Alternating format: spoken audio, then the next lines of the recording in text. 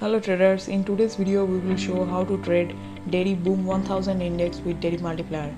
First, in this chart we will draw the support and resistance level with the horizontal lines with the previous tops and bottoms. We need to set the chart little bit more, so we will add more horizontal lines here. As you can see, the market is currently in a range. It's not saying where it will go, so we need to mark those levels. And we zoom out the chart. We are adding another horizontal line with previous top, and I guess we need another line. We will add another line with previous bottom.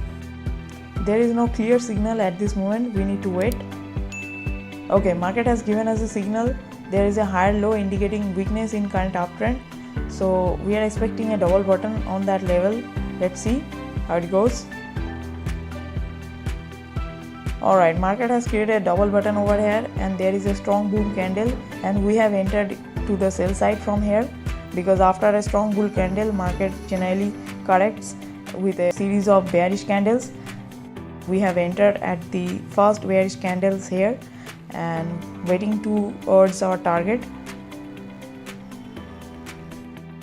Our trade is very near to our target. We are going to close this trade. If you have any questions, you can comment us below. We have closed this trade with 15% profit.